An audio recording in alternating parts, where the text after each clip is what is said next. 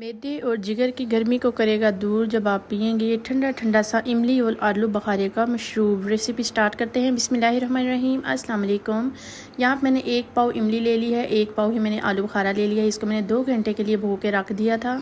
अब खूबसूरत सी कढ़ाई ले लेनी है, इसमें मैंने दोनों चीज़ों को डाल देना है। फ्लेम को भी मैंने ऑन बिल्कुल भी नहीं किया। इसमें 1 गिलास पानी का जाएगा, हाफ़ प्याली इसमें पुदीने की जाएगी और 2 प्याली मैंने इसमें चीनी के डाल दिए हैं।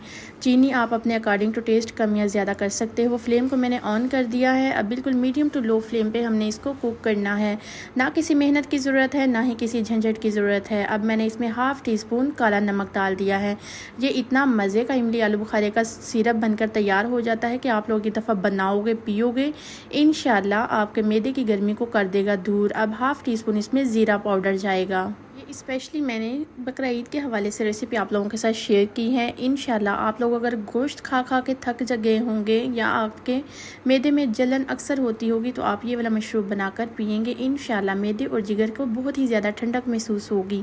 अब हमने इसको स्टेन कर लेना है और रूम टेम्परेचर पे इसको ठंडा होने के लिए छोड़ देना है, तकरीबन 2 घंटे के लिए। अल्हम्दुलिल्लाह 2 घंटे के बाद माशाल्लाह से इसकी कंसिस्टेंसी देखें कितनी प्यारी सी आ गई है।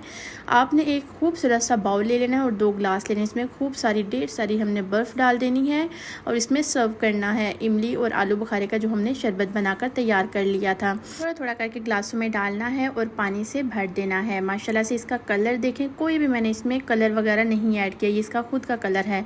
इतना खूबसूरत सा कलर आ गया है कि आप लोग खुद भी हैरान रह जाओगे और इसका टेस्ट इतना मज़े का है कि आप लोग एक दफ़ा पियोगे दोबारा आप ज़रूर फरमाइश करेंगे कि हमने यही वाला इमली आलू बुखारे का शरबत बनाकर पीना है।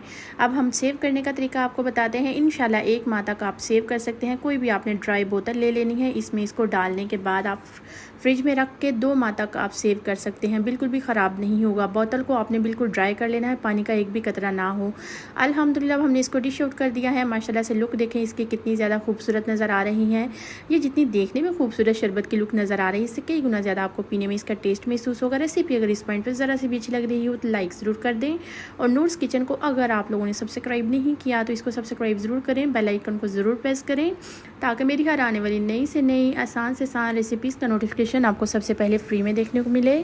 गर्मियाँ हैं जैसे बकरा ईद के हवाले से आप ये रेसिपी ज़रूर बनाएं और बनाकर अपनी फ्रिज में रखें। इंशाल्लाह आप लोगों को बहुत ही ज़्यादा पसंद आएगी। रेसिपी अगर अच्छी लगे तो लाइक ज़रूर कर दें। मेरी रेसिपीज़ को फुल वॉच किया करें बगैर स्किप किए। मैं बहुत ही ज़्यादा टिप्स एंड ट्रिक्स आप लोगों के साथ शेयर करती हूँ। इंशाल्लाह इसी तरह की आसान से आसान रेसिपीज़ आप लोगों के साथ शेयर किया करूँगी। आप लोग मेरी वीडियोज़ देखते हो, आप लोगों का बेहद शुक्रिया। ओके जी, अल्लाह हाफिज़।